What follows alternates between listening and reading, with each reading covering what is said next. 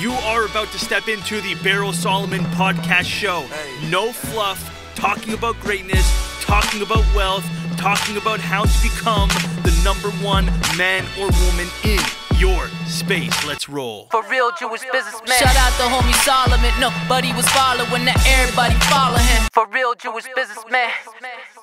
Alrighty, ladies and gentlemen, welcome to another very special episode of the Berel Solomon Show. How you doing? I hope everybody's having an incredible week. I know that we are here at Wealthy Commercials. Thank God we're rocking and rolling. I wanted to answer a question that I had this week. I felt I needed to do an entire show about it. A lot of people, we mentioned that we do not do sales. We do not do cold calls. A lot of people reached out to us and said, what does that mean you don't do cold calls? Well, then how do you get business? How do you get incoming business? I don't understand. One of our principles in this company is that we do not do cold calls. They are called cold for a reason, because they're freezing. And although I'm from Montreal, I absolutely hate the cold. I want to live in Miami. I want to be a Miami type of caller. So without further ado, let me bring you into our secrets of how I have never made a cold call in the history of Wealthy Commercials. Actually, that's not true. I have made cold calls and it was miserable. I just remembered one thing over here, events. I have made cold calls at Wealthy Commercials. It was not fun at all. I remember that I was calling a trade association. I was calling one after the other, and people really did not want to talk to me or have anything to do with me for that matter. They didn't know who I was. They didn't know what my company did. They had no need for me whatsoever. It was totally miserable and totally cold, and I remember that was a very dark part of my history and my experience working in my own business. It was miserable. So welcome to everybody that joined. I love you guys all. Thank you dearly. You mean the world to me. I would like to ask Instagram, Facebook, answer your questions. We will not end the show without answering your wonderful question. Alrighty, cool. How not to cold call. First of all, grow your network everywhere that you can. There's so many outlets today. I went for lunch with a banker yesterday, 2 days ago, and this guy told me, we were talking about how to blow up his bank, how to blow up all the branches, and he said to me that during this time that he wanted a lot of traction in his bank, there are he uses newspaper ads, and the newspaper ads are very expensive around this time, and he spends about $300,000 a month on newspaper ads. And I just started laughing because there are so many free and incredible outlets to get your name out there. You do not have to use newspaper ads. You cannot just be on LinkedIn. You cannot just be on Facebook or YouTube or Instagram or any other social media platforms, but you have to be on all of them equally, because the same guy or gal that's on LinkedIn is not on Instagram all the time, and the same gal that's on LinkedIn is not on YouTube. You have to be everywhere. It's called omnipresence. That's what we want to achieve, but you have to grow your network. And how do you do that? It's very hard to do it on Instagram, I'm going to be honest, but it's a lot easier to do it on Facebook and on LinkedIn. On LinkedIn, you could add up to 30,000 people to your LinkedIn account, which is incredible. On Instagram, you actually can't really add people. It is, they have to add you, they have to follow you, so it's very difficult. My personal experience has been, it has been very difficult to grow my Instagram account. Maybe one day I'll have a 12-pack and be a blonde, and I will get more followers, but for now, I don't have that, and I don't have blue eyes, so I guess Instagram is out for me for now, even though I do have a couple thousand followers there. But you go on the social media accounts that you can add people yourself to add them to your network. LinkedIn, you could do this, and on your personal Facebook account, you could also do it. You could add up to 5,000 people on your personal Facebook account, and you could add 30,000 people on your what's it called account, on your LinkedIn account. Instagram, you can't do that. YouTube, you cannot add people. They have to, unfortunately, follow you. So first way to never cold call is grow your network everywhere that you can.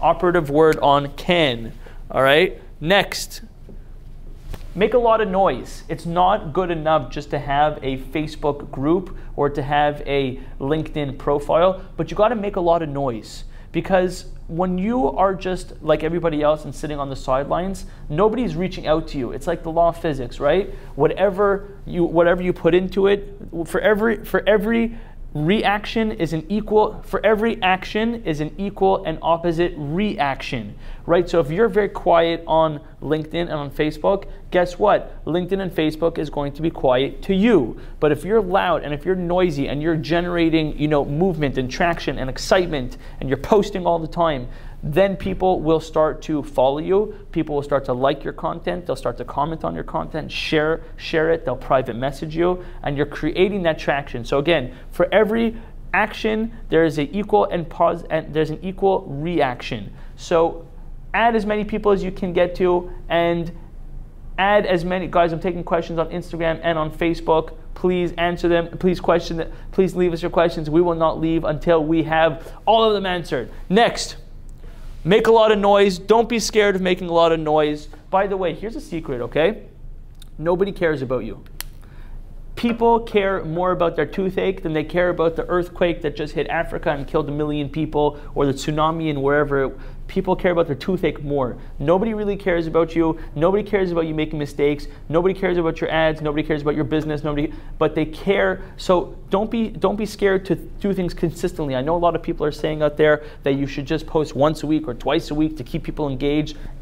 Wrong. I was just talking to the people before. We were talking about being inspired to do the show. I said, even if we're uninspired to do the show, we still have to do it every single day. Why? Because people want to know that they could count on us, that they could trust us, they could trust you, your company, your business. They want to know that you're going to be here today, and they want to know that you're going to be here tomorrow and in a month from now, because you never know when that person might want to buy. I had a call yesterday from a guy, and he said to me, hey, I just saw your Facebook Live. I figured I'd call you. Do you know anybody that does Facebook ads? We're looking to spend between $10,000 and $15,000 a month on them. I said, hey buddy, yeah, we do those ads. Why? Because I was in his face every single day, all day on Facebook, and when his time came to buy, naturally he reached out to the first guy that was close to him. So cold calling is when nobody knows you. Cold calling is when you have no other option. Cold calling is when you are a spectator and not a player. When you become a player, people start knowing about you and interacting with you. It's not a cold interaction anymore. It's a warm interaction. Next is research your followers. Whoever you have following you either works in a business, owns a business, or knows a friend that either is one of those two, either works in a business or owns a business. So if you see, for example, that the owner of a big company liked whatever it is, piece of content that you put out, reach out to that person, say, hey, thank you so much for liking my content. I really appreciate it. That was awesome. And start a conversation with that person. Again, it's not a cold conversation.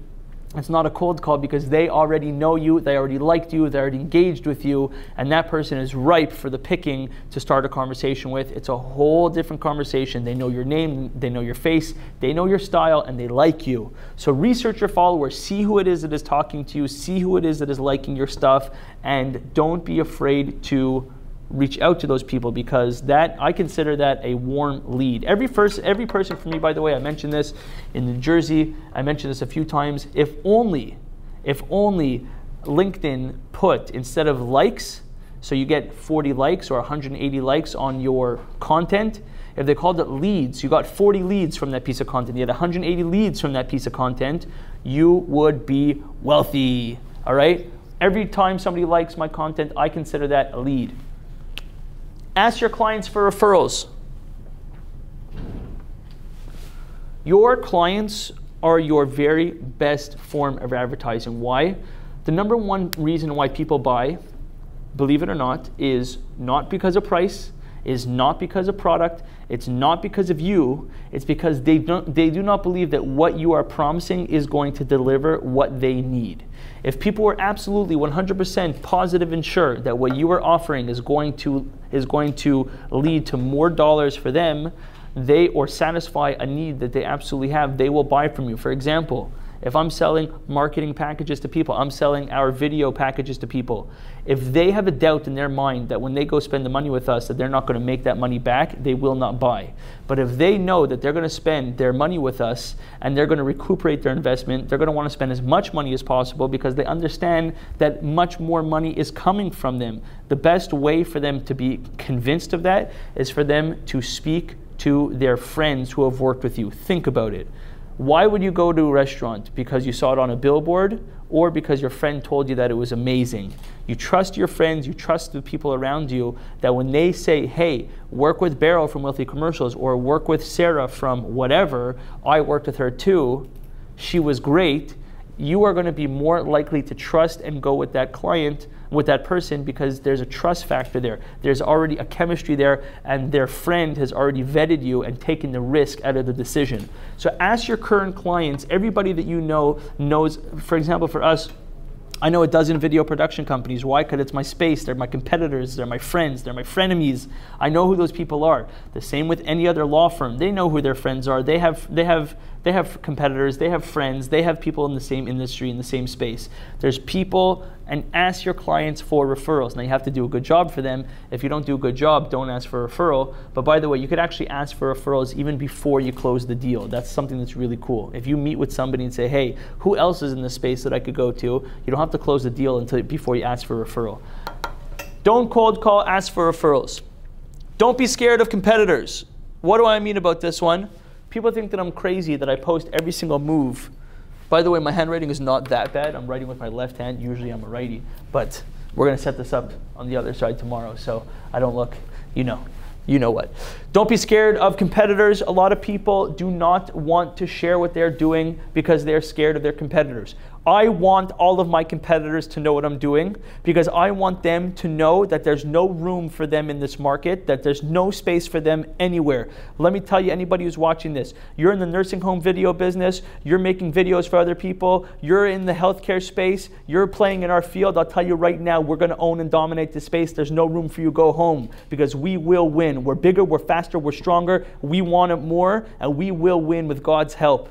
All right? No room for competitors. I'm not scared to post our latest and greatest product. By the way, all of a sudden, I see everybody and his brother now making videos for nursing homes, now making video brochures. Everybody's jumping on the Berel train. I'll tell you what, we're going to win, because we're first and we're going to be last. All right? So I don't care if my competitors know what I'm doing, because we want it more. And let them know, just like when a dog pees on a fire hydrant, that's their fire hydrant. This is my industry. Don't even think about it, baby. All right.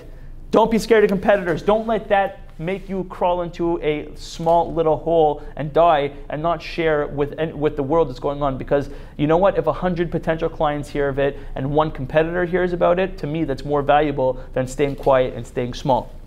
Next, earn more business from current clients. Again, this is all an effort to not cold call. I want to reiterate this fact. Cold calling is such a waste of time. There's so many better ways to do it. People think that cold calling is like, it's the way to grind, and if you don't cold call, you're lazy. I think it's the opposite. Cold call takes no strategy, takes no intelligence. It takes a little bit of thinking outside the box. Yeah, so what? You won't make 200 calls in a day, but the half a dozen calls that we made in that day were, like sharpshooters. We knew exactly, pinpointed. Yes, we got a question on Instagram. Sam Sifrin says, can I ask a customer for a referral who bought a product from me 5 years ago? When is it too old? 100%, Sam. As a matter of fact, get this. You could ask a person for a referral even if you never did business with them before.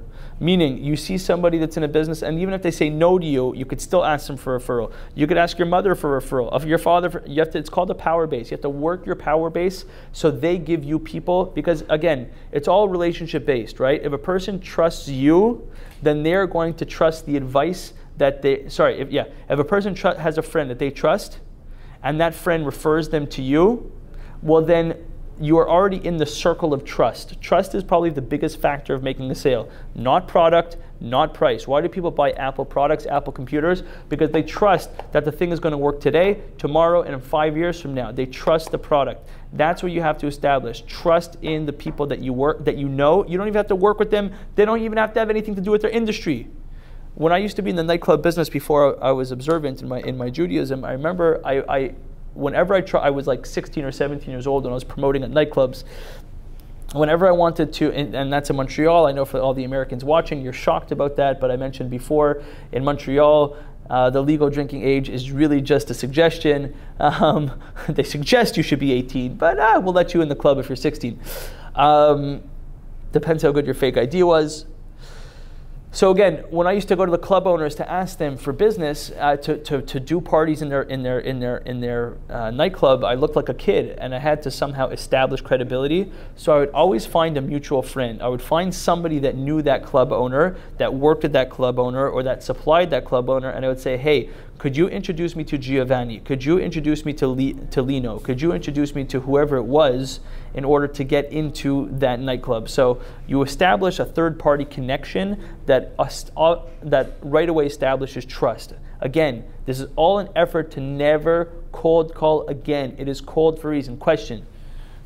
Mendel Weinstein asks, how does one go about customer acquisition in a new market without cold calls? Mendel Weinstein, thank you so much for asking. I appreciate it. So I want to go back to our original points, which is you grow your network, right? You become and make a lot of noise. You grow your network so there's people actually watching you, and you make so much noise that people cannot avoid you. You splash in the market. When we broke into the healthcare industry, you have to understand, I'm a new guy. People don't know about me. It's a very old, protected market, a lot of old school players, a lot of old boys clubs that are in it. When I came into it, I went for broke, meaning I didn't tiptoe in, I sort of cannonballed in. And that's what you have to do. You cannot give the impression that you're just starting, because no one wants to give it, although in general people are nice, in general people do not want to give a shot to you on your first, on your first go. Would you like to be the first patient that your doctor ever had? Would you like to be the first patient that your dentist ever had when he's performing a complicated root canal surgery? No. A lot of times I'll say to my clients, listen, you're not a guinea pig. We have tried, tested, and proven our product and our services, and at this point I'm 1,000,000% confident that it's going to work. You're not a guinea pig. So even if they are your guinea pig, Mendel, you cannot give them that impression. You have to give them the impression that there's no risk involved. I'm so confident in our products at this point. I spoke to a guy this week for one of his facilities. We charged him $12,500 for the whole deal, including the tablets. And I told him, and he was very nervous about it. He had one facility. He didn't know if he wanted to do it. I said to him, hey, listen, you're not a guinea pig. We've done this 40 times already. We will do it, God willing, over 100 times by the end of the year. I'm so confident it's going to work for you. I will give you a money-back guarantee. I will shoot the entire video, I will put in the tablets, I will spend the money, and if it doesn't work, we'll give you every single damn penny of your money back. That was enough for him to buy. After that, he was done. Elias looked at me like I was crazy. I said, first of all, it will work, I'm that confident. Second of all, anybody who's going to stand behind their product that powerfully, that person's going to buy from. Yes? Sam Schifrin asks, if I'm calling people, but saying your friend Masha gave you your number, for instance, does that make this a warm call? First of all, it makes it warmer. Sam, it's a good question. It makes it, and for those of you who can't hear the question, Sam asks, if I am calling on behalf, and I say, hey, this person told me to call you, is that still a cold call? The answer is, it's cold-ish. It's a little bit warmer than just, taking out a Yellow Pages. What I like to do is, I had a meeting on Monday, for example. I had a previous client. The previous client was friends with my prospective client. And I said, hey, listen, Sylvain, would you mind calling this guy that I'm going to go meet with and telling him that working with Wealthy Commercials was a good experience and you guys had an ROI, a return on investment on working with us, because I feel that if he hears that from you and he trusts you, he's going to be much more apt to buy from us. Sure enough, he gave him a call, established instant rapport, and we ended up signing 4 deals with him right there on the spot. Thank God, $40,000 contract in the first 15 minutes of meeting with him, because we established that love. You got to get in love with the people. There has to be love. Love! Thank you. Get in their face. Nobody likes a sissy, all right? Nobody likes the little quiet guy in the library studying arithmetic. People want to do business with the flashy people. People want, listen, there's always situations where that doesn't hold apply. I lost a client, by the way. I once lost a client because they said that I was too pushy. All right, they said that I was too slick, I was too smooth. I got into their office. It was a company in the States, and I ended up signing a contract with them within 15 minutes, maybe even less, of sitting down at the table with them. It was for 16 grand, and I remember that at the end of the deal, they ended up canceling it. They signed it. They ended up canceling the deal because they said that it happened too fast. So some people don't like the flash, some people don't like the pizzazz, but that's one story out of 100. All the other 100 times it worked. For example, this week in that deal that I told you with the 4 nursing homes, before I left that meeting, I left with the guy's credit card. Why? Because you have to be confident in what you're selling. And once you have that trust, he trusted me because I worked with one of his friends. And he knows that if I mess him up, if I mess him over, then he could just call our mutual friend, and they could have someone that could act as like a mediary in, what's the word I'm looking for? Mediation? Mediary? Mediatory. What? Mediatory. A mediatory. They could act as they can mediate. He knew that if there was a problem, he could call his buddy that was going to mediate between us. So instant trust, instant credibility. You got to establish that to get out of the cold calls, ladies and gentlemen. It is the way of the past. J-Hab Co-working says mediator. Mediator, thank you. Who said that? J-Hab Co-working. J-Hab Co-working, I love you. Oh, J-Hi, what's up, buddy? I hope your project is going well, and we want to hear good things about it coming up. All right. Last and not least, to get out of cold calling is you have to, A, throw events if you have the guts, and the following. Yeah, this is like the last thing on the way on the whole list, by the way, is events. I like to throw events. I do these big LinkedIn meetups, and they're very, very fun and very powerful, and I teach a tremendous amount, and at the end of them, I get a list of 1,000 people with 1,000 names, phone numbers, companies, job titles, and people that are warm leads because they came to my event, they saw me on stage, they saw me speak. So I do these events in order to build my name, to build my lead repertoire, to build all these things. And by the way, I know I sound like a capitalist pig and all I care about is money and doing business with people, but this isn't a business context. I do a lot of really free, fun stuff for people all the time. I take care of teenagers all the time, but we're talking about in the context of business. For example, I was on a phone last night with a teenager for over an hour until like 11 o'clock because he had to talk to me about something very important to him.